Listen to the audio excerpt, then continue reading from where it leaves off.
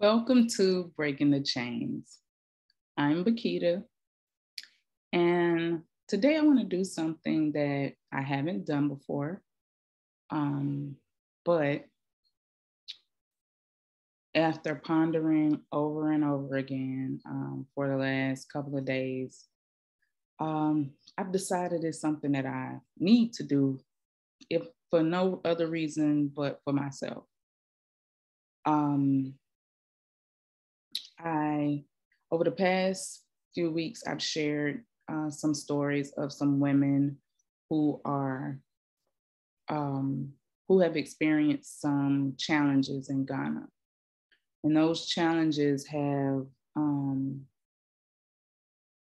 sparked my concern, which um, led me to make these videos.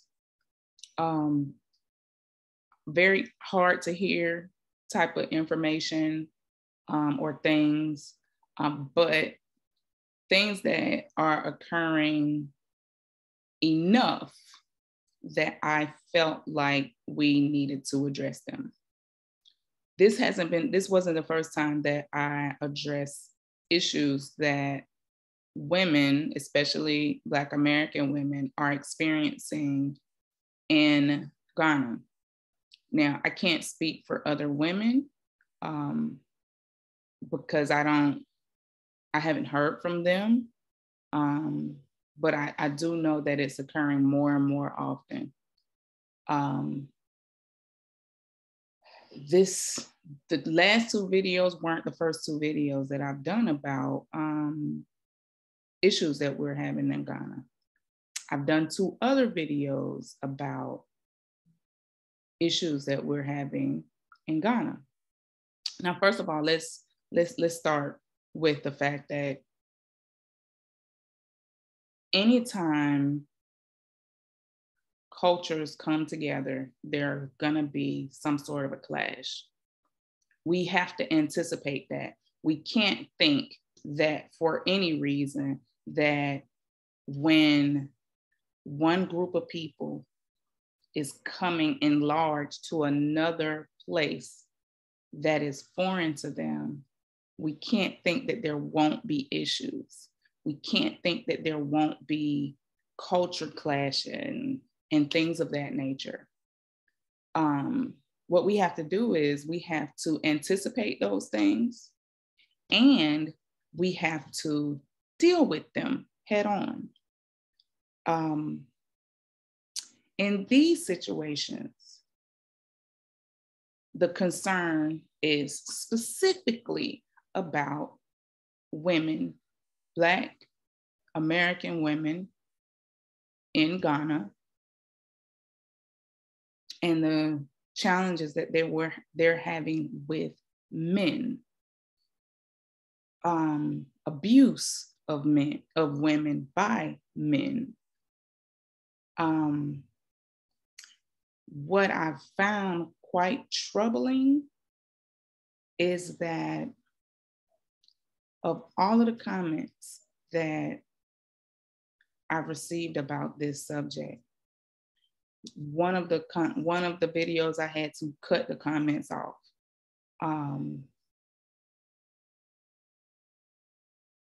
Only one man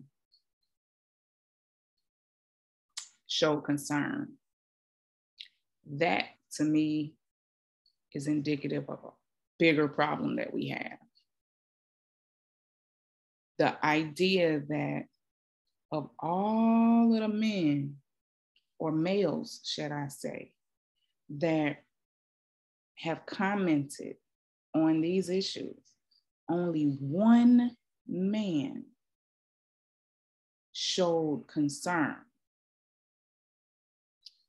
Only one man came to the table with some kind of idea of what do we need to do and where do we start as far as trying to solve the problem that we're talking about. One man, that's concerning to me. Here we are in a time where We have large numbers of women packing up and leaving the only home they've known for the last several generations. And they're coming in large numbers. Now we're talking about what's happening. And instead of encountering more concern, okay, how do we deal with this? How do we fix this? What do we need to do? There's, oh, it's not true. Oh, if it wasn't for their attitude, all of the excuses that are made for why these Black African women are being attacked.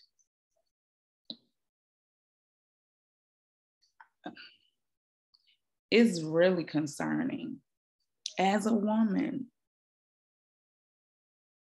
I've seen, oh, if it wasn't for their attitude. Okay, so an attitude is the reason for somebody to put their hands on you, is a reason for somebody to sexually assault you, your attitude. If that's the case, some of the attitudes about some of the things that we encounter, it's probably gonna get worse before it get better.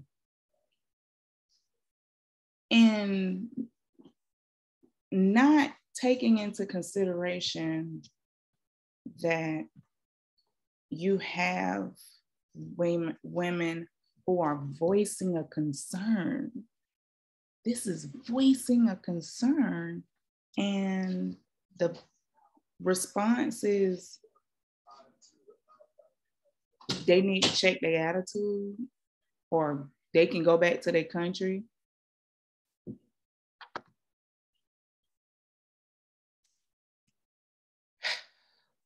That's a lot to take in. But what I want to do is I want to talk directly to my African brothers and sisters, the continental brothers and sisters who may not know a few things about living out here in the Western world. For one, there's only a certain type of African American who's coming to Africa anyway. Let me explain that. Over here, we get go back to Africa. When we don't respond the way these people want us to respond, it's always go back to Africa as an insult. It's not a they don't mean it in a good way. They mean go back to your country or go back to where you came from, but if you don't like this. Now let's be clear. We Africans born in America over the last 400 years are the only people who have come to this country involuntarily. We didn't come here because we wanted to. We came here by force. So for them to tell us to go back to where we came from, bitch, you brought me here. Take me back to where I came from. And for y'all to say that as soon as we start speaking about the real experiences that some people are having, your response is go back to where you came from. Why wouldn't your response be, okay, how can we figure this out together? But you know what that shows me? That actually gives me good insight on why we as a people, for one, can't unite. Two, why we're not further along in our progress as a people than we are. Because if every time there's a problem presented, the response is to stick your head in the sand, to turn a blind eye to it, to turn your back on the women, if that's the response every time, then I'm not surprised as to why we are in a place where we haven't progressed more than we have. I'll keep it like that. Now, the majority of the African Americans who are coming to Africa, these are people who grew up in a way that Africa was sought, and we look to Africa. We call it home, even though we've never been there. It's been passed down through our generations that this is where you're from. No matter what they say to you, no matter how they say it, no matter what people say, no matter what Africans from the continent, when they come here, no matter what they say about us, no matter what Africans on the continent say to us, because of course, we've been told that you all don't want us there. But you know what? It's kind of like when you have an estranged brother or sister that has gone away from the house and they come back. Yeah, you might not want them there, but they belong there. So whether you like it or not is of no consequence. They coming. We coming. And not dealing with the issues is not going to make it easy. The truth of the matter is you can't undo the invitation now.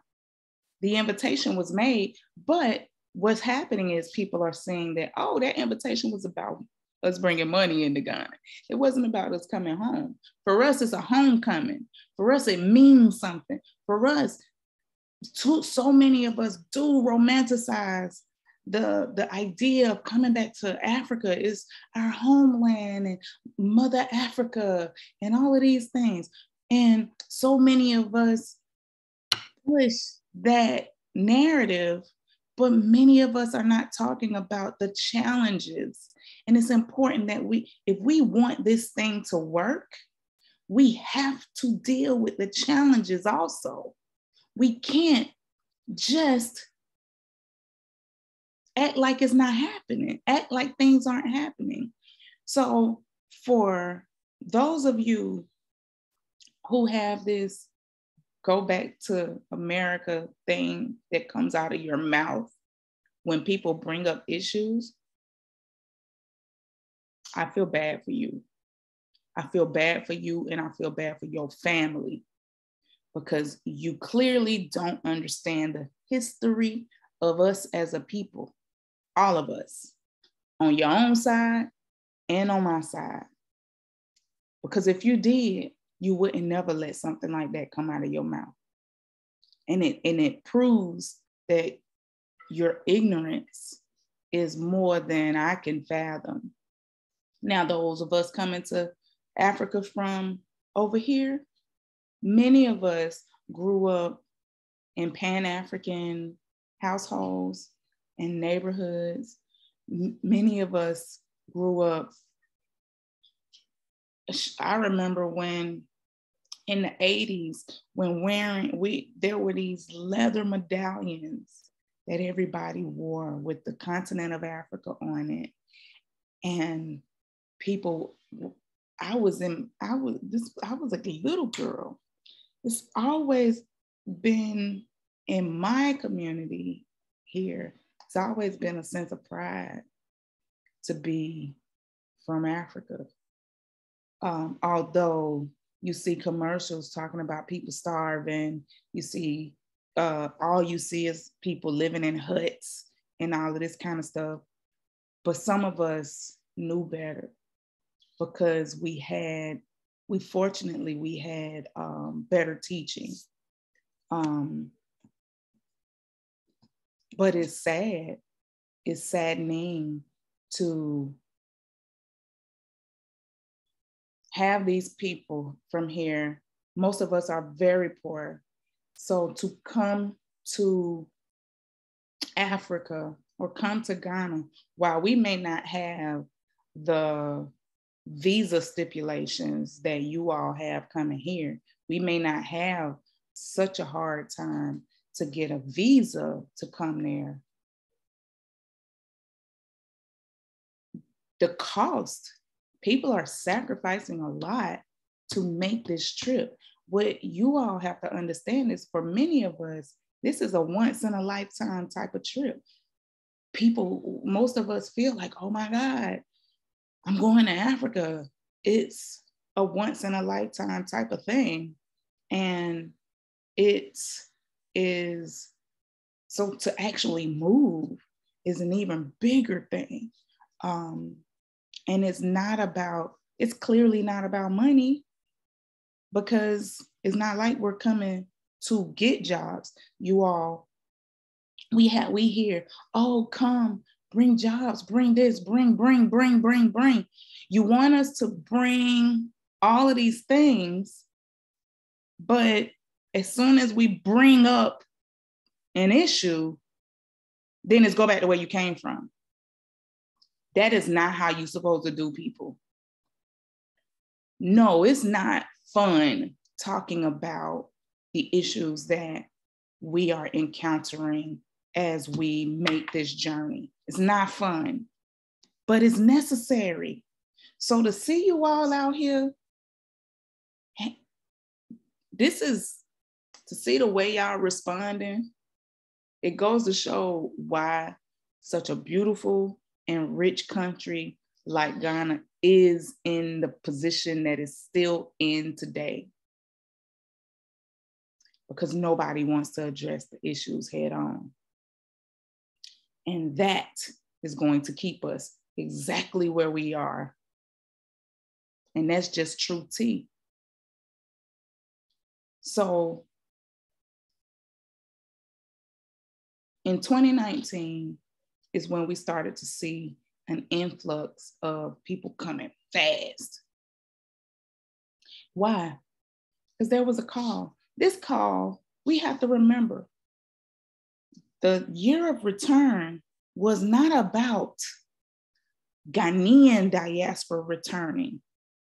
What is the year of return commemorating? It is commemorating the 400-year mark from when, in 1619, the first ship came from Jamestown to Jamestown. That was for us.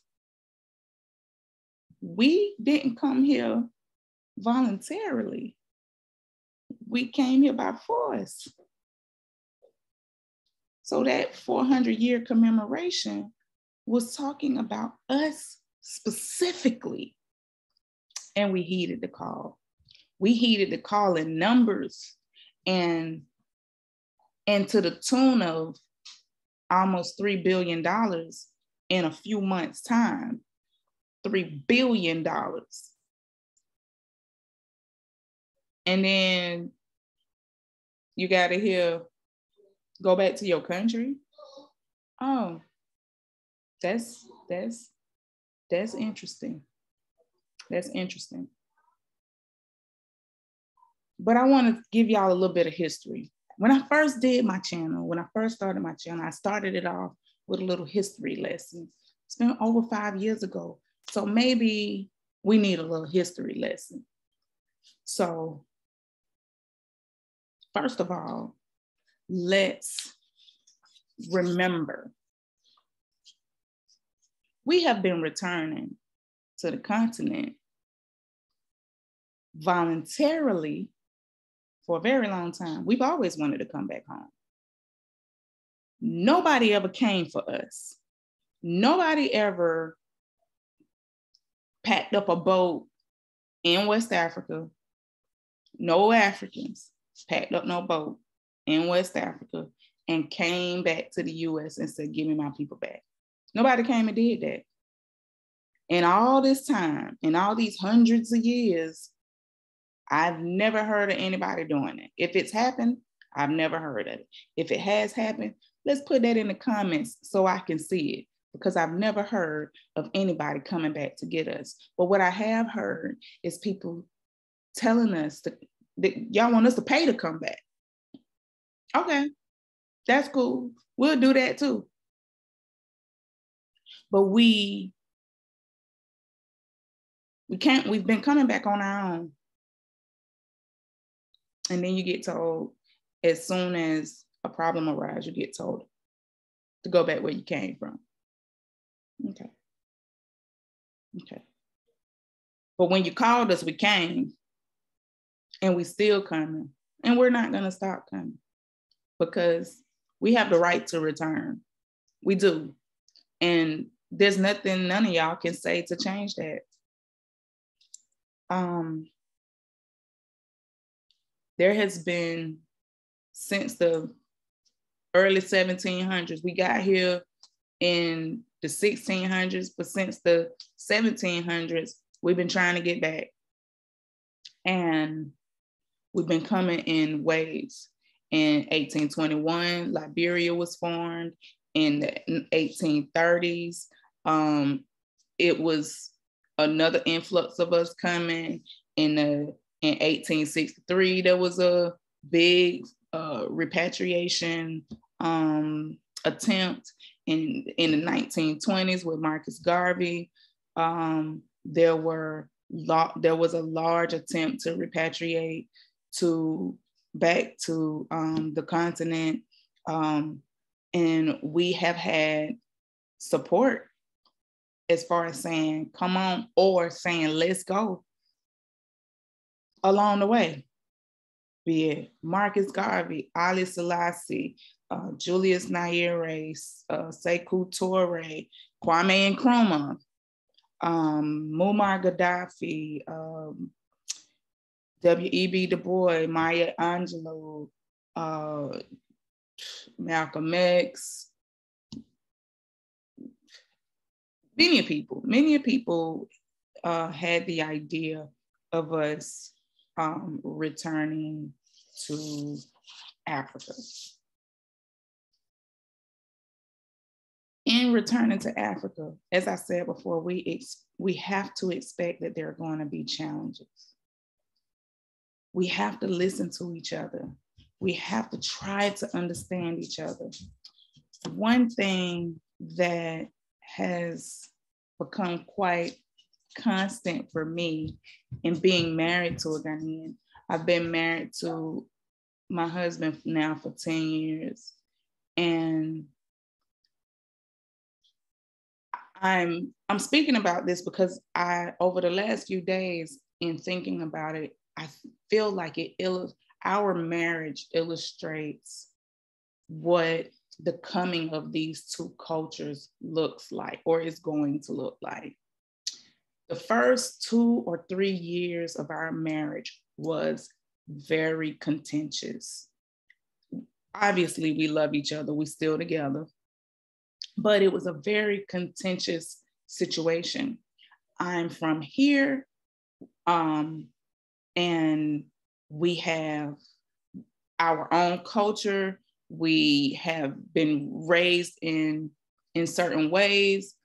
The history of us as women here is quite different than the history of women anywhere. Nobody holds the same history as we do. Going back the 400 or 500 years ago, from that point going, nobody has that history. Nobody shares that history with us. So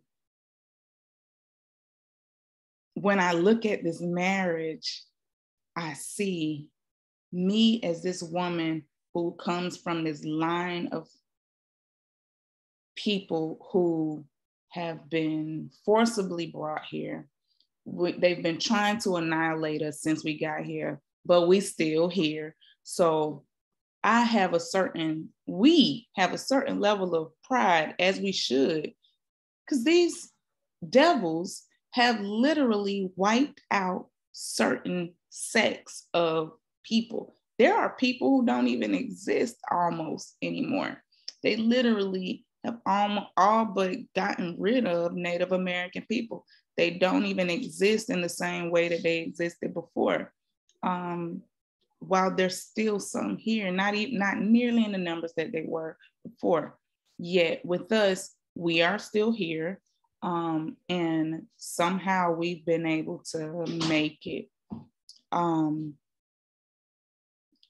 So that in itself is a thing. But the things that we had to do to make it this far, we are still trying to heal a lot of that stuff. My husband being Ghanaian, coming into a situation where here is this person who is obviously from where I'm from, but a long time ago. That has taken a lot that was a lot to undertake. I'm not a meek or demure type of person. I have a pretty strong personality, and so does he. But it goes to show to me, when we look at these two cultures and the mixing of it, what we had to do was we both had to bend a little. We both had to do everything we could to understand each other. After 10 years of being married to this person and having children with this person, we still have times where we absolutely do not understand each other. There's either a language barrier, there's still things that we don't even, I can mention something and he has no idea what I'm talking about because we come from different cultures. But we've learned over the years to talk to each other. We've learned how to sit down and really figure out how to understand each other. Because although my husband speaks English, his English is not American English. And of course, over the last 10 years, he's gotten much better in understanding my English, and I've gotten much better at understanding his English. But together, we've had to do a lot of talking, a lot of understanding. There's been lots of problems that we've had to resolve. Bringing my family and his family together has not been easy. And I'm speaking about this because this is how I see us as a whole. The African American experience and the Ghanaian experience coming together, it is going to take work. It is not going to come easy. If we really want to be successful at merging, re-emerging these us as a people, we're going to have to try to understand each other. But one thing that I cannot understand is how men, I don't care where you're from in the world, how is it that men aren't concerned about what women are experiencing as far as abuse? Where I come from, women and children are to be protected. That's how I was raised. So to feel like, for any woman to feel like they're not being protected, that's a hard something to hear. I don't know why you men are responding the way you are, but I'm gonna tell you, it's embarrassing. It's embarrassing to see that of all of the things to say, none of you all are showing, only one man has shown concern. That's something. There was even one man who mentioned something about family values and all of this. And I'm like, what do any of that have to do with the fact that women are being sexually assaulted and physically assaulted, verbally assaulted? What does that have to do with anything? And let's just put this into perspective. You mean to tell me that you see a woman and a man having a disagreement? It's human nature. People have disagreements.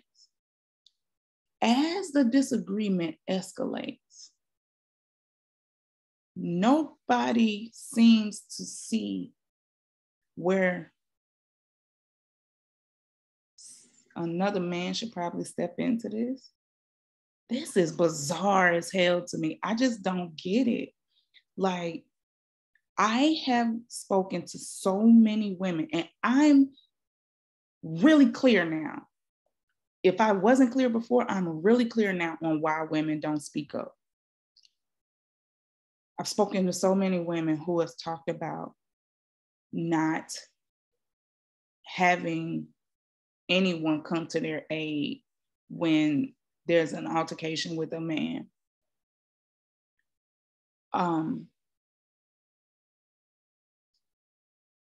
Not having men to stand up for you. When you're coming from a place where the way they make us feel like, oh, African men take care of their women, or African men take care of women and children, and they provide and protect. And right now, we're not even worried about the providing part. We're just talking about the protection part. They protect. That's what most of these women are coming and thinking is going to happen, that I'll be protected. And you run into a brick wall that says, no, we're not going to protect you. That's hard to swallow. And I don't know how we move forward on this when you have so many men and women, for that matter, so many men and women who feel as if when it comes to African American women, it must be our fault. So I'm sorry, y'all. I just can't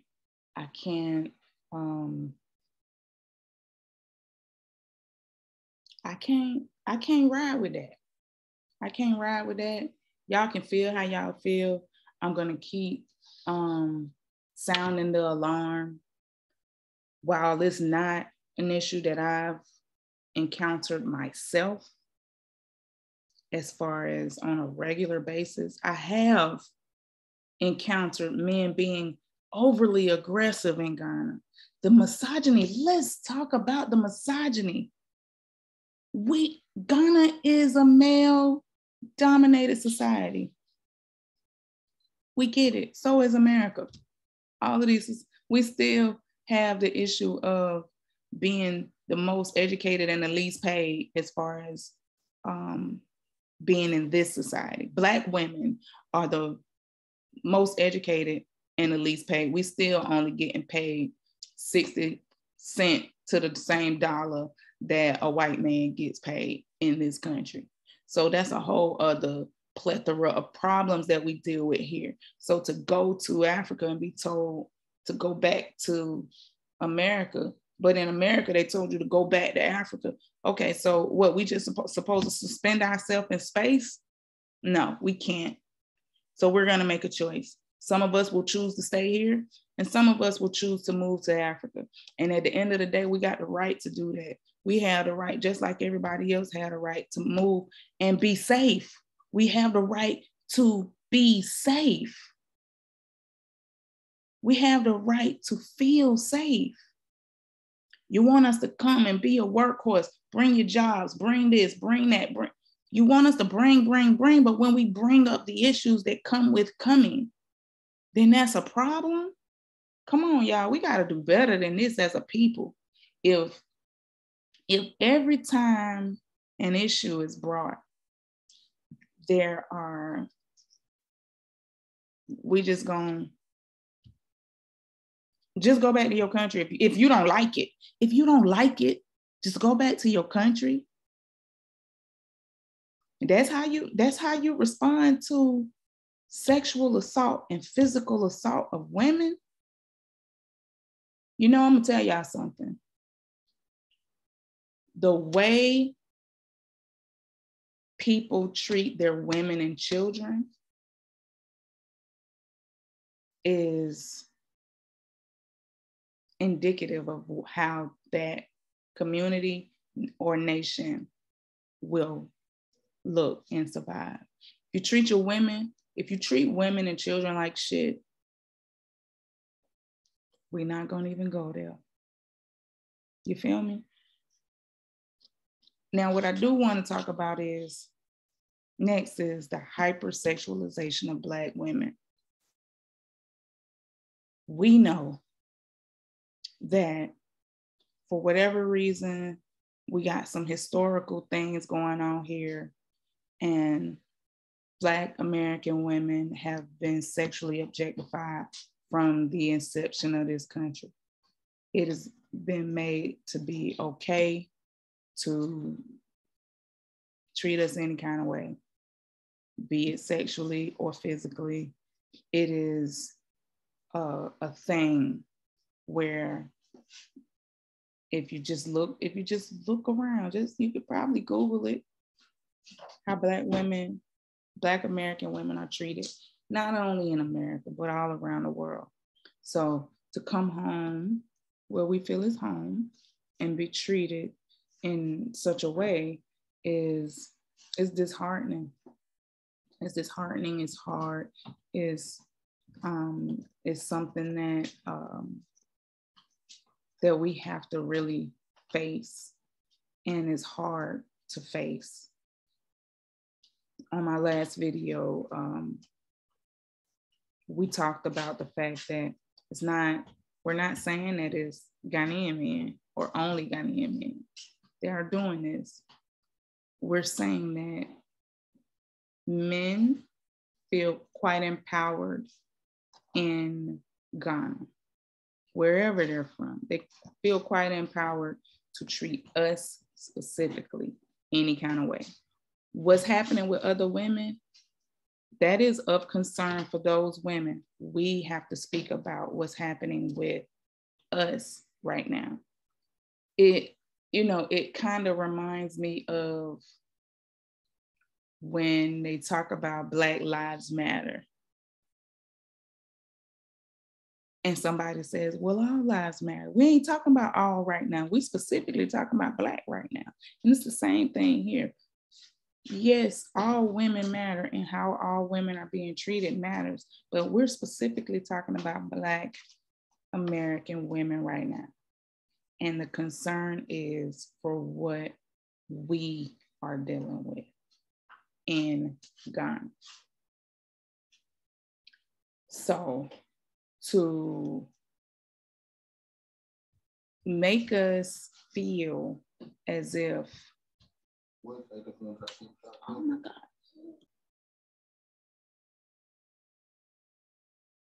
Next thing I really want to discuss is the video I did with the young lady who was obviously really angry about being attacked in Ghana, physically attacked.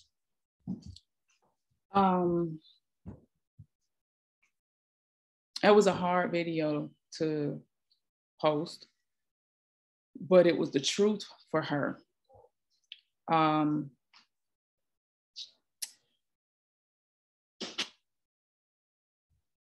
I think a lot of people have a hard time comprehending or deciphering what, or even trying to understand a person's experience. I feel like we all have our experiences. I always tell people, your experience will not be my experience. And clearly people don't listen. Wouldn't you, if you listen to the young lady,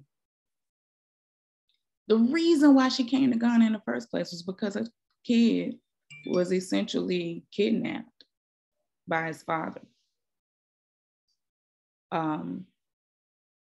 We can't technically say kidnapped because it was his father, I guess, but wouldn't you think that somebody would already have some sort of feelings about being in a place?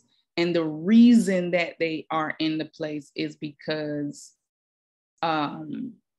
their child was taken from them and brought to this particular country. And after trying everything they could, after trying to get other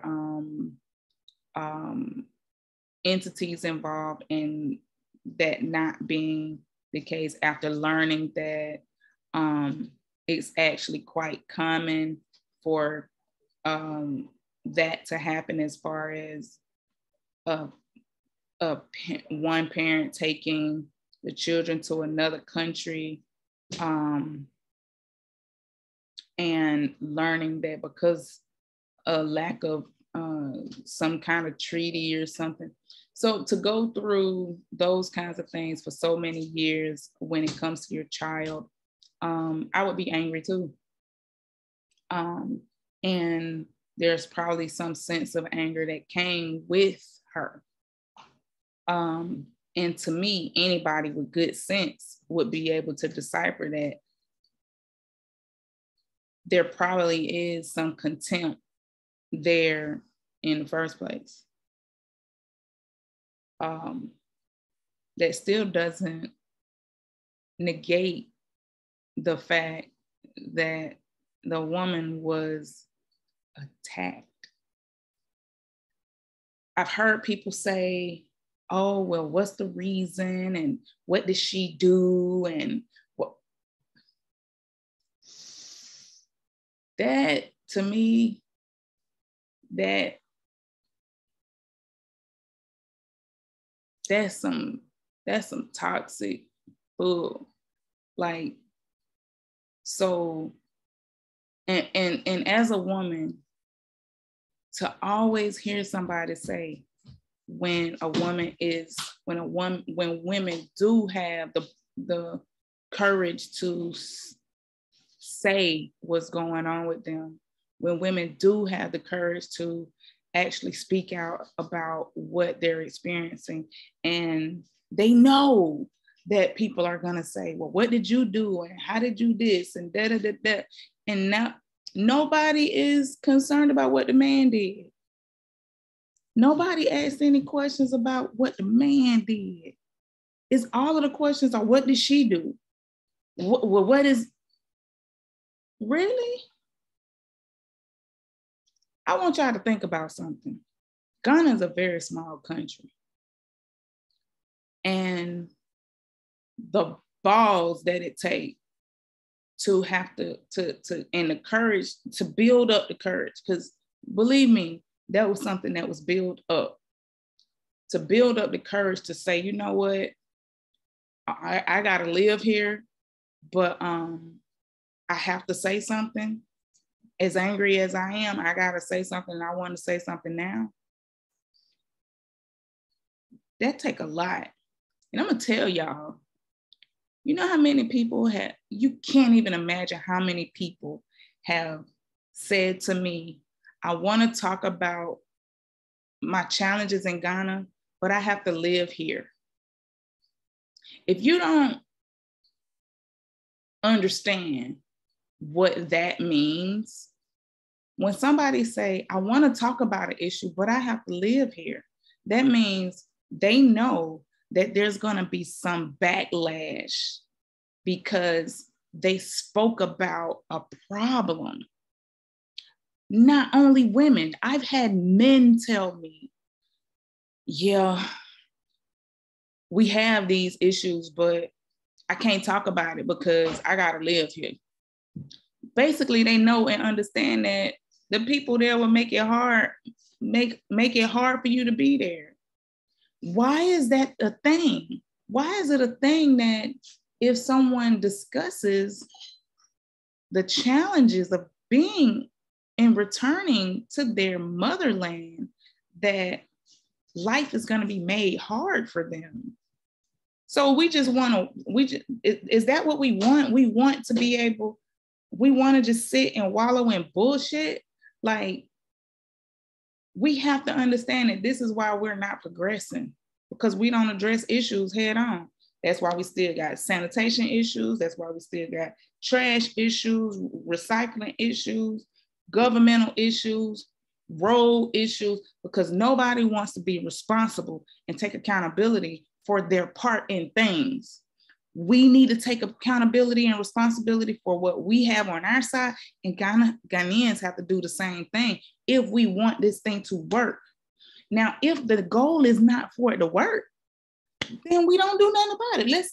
Let's leave it the way it is. Let's let it all go to shit and see what happens. But if we actually want this thing to work, if we actually want to somehow create what they've been trying to keep us from creating forever, if we want that to happen, we gotta face these things. And that means that the men in our communities have to stop making excuses for other men who are deviants. These men are not men. And for other men to not stand up, you don't want to know. What if this was happening to your daughters? What if this was happening to your wives and your sisters, or whomever the case may be? Would the response be the same? Is this response because you all see us as foreigners? I really want you all to drop down in these comments and tell me, why is the response to women being abused and in Ghana, why is the response always, well, what did they do? And, oh, that's not true.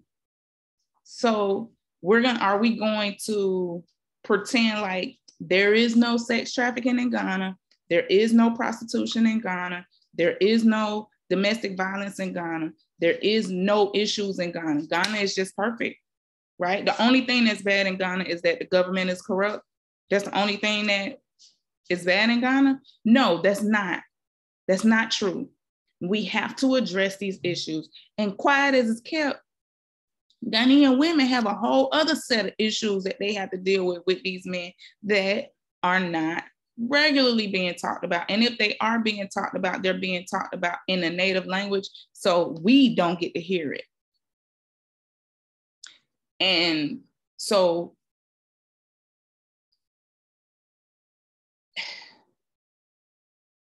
as we move forward, y'all can feel how y'all want to feel. I'm not going to shy away from speaking about the issues that we're having in Ghana. I'm not going to shy away from discussing what we need to fix as an intercultural combination of people. Y'all asked us to come, we coming. So now we all have to deal with the consequences and the issues that arise when two different kinds of people come. And before I go, I'm gonna say this. You know, I was talking to my husband about how the lack of accountability when it comes to our people on both sides is becoming more and more apparent to me. The lack of taking responsibility. For instance, we live close to Liberia camp. And I know people who live there. I know people who are in and out of there regularly. I have to go to Liberia camp sometimes for things. In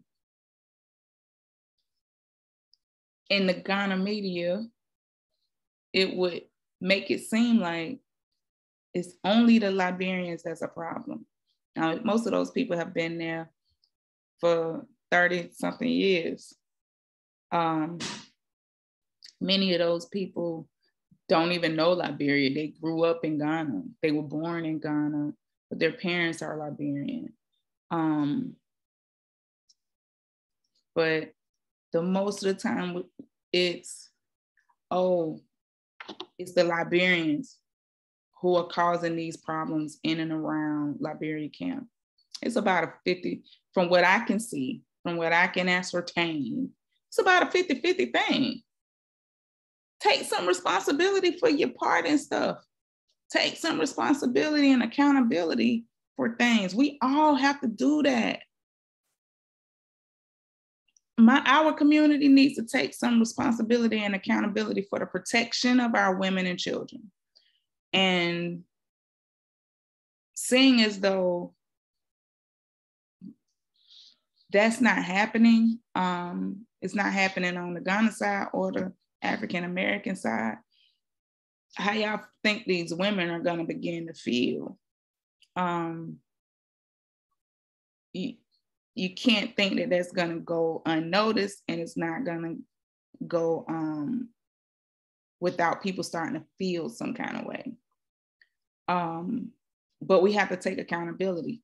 You also see, and let's just keep it real. It's always everybody else. It's the government. It's the Liberians. It's the Nigerians. It's really, I've been seeing videos lately. The Nigerians are lying on the Ghanaians. The Liberians are lying on the Ghanaians.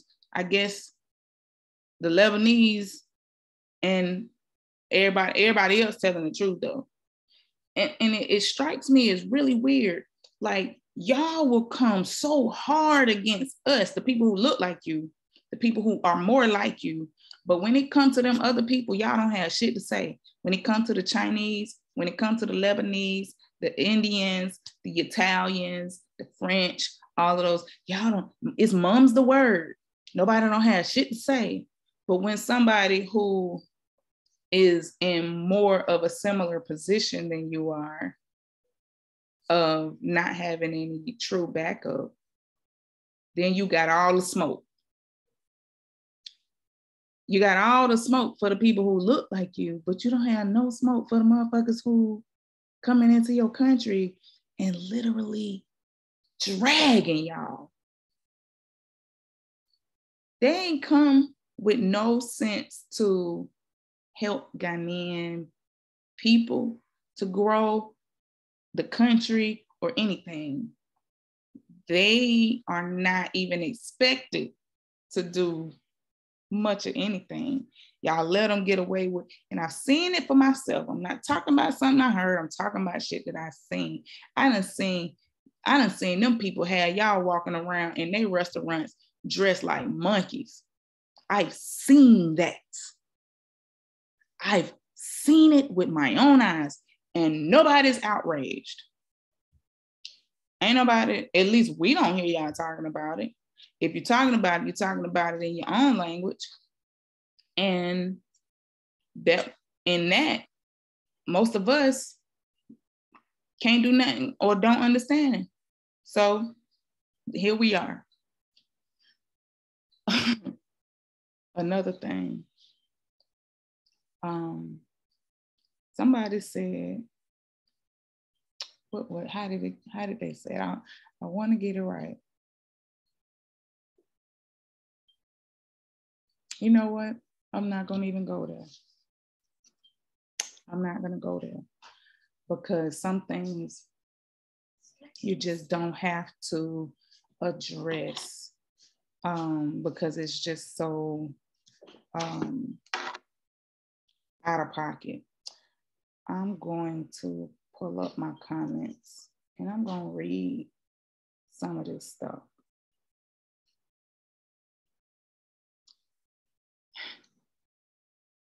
you hear, I just want to read some of this stuff. Some of this stuff, I don't even want to read. No, I'm not going to read it. You know, it feels as though unless we have money, you know, y'all don't want us there. Is that it? Unless we got something to give you, you don't want us there. Not our skills, not our ability, not our love, but the money. You know, I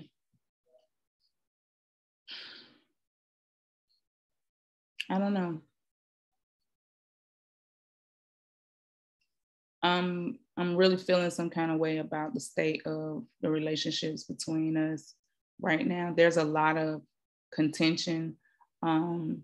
We have these issues, the issues with Black women and being abused by men. That's only one issue that we're dealing with in Ghana. That's only one issue.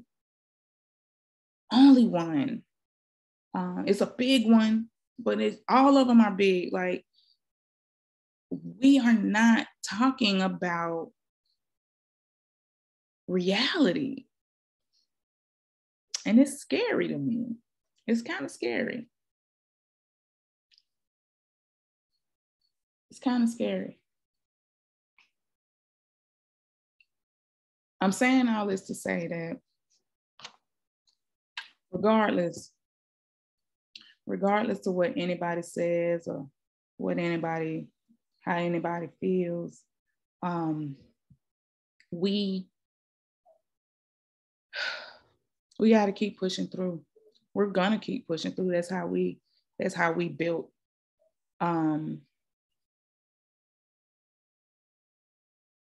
You know, I just wanted to make this video to let those of you all who say things like, go back to where you came from. I'm letting you know that's what we did. We came back to where we came from. We have the right to be here, just as you do.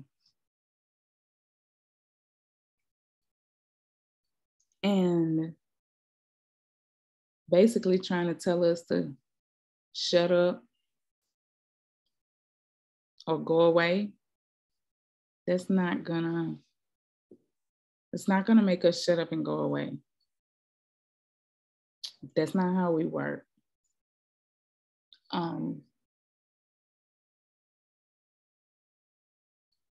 I'm hoping that somewhere along the line that we'll find a way to coexist. When I look at it as a marriage, marriage is never perfect. There's always drama. There's always trials and tribulations. So we have to see what's going to work, how we're going to make things go better. And we can do it. It's just going to take us all to come together and do it. With that being said, I'm going to sign off. Thank y'all for listening. And look forward to more issues, more concerns, but we'll also talk about some great stuff about Ghana and moving to the continent. And, but we're going to keep it real. We're not going to sugarcoat things. We have way too many people who are getting on a plane and moving to Africa to not be honest. If you have a problem with honesty, you have a problem with the truth, you might as well unsubscribe to me. because I'm not going to sacrifice the truth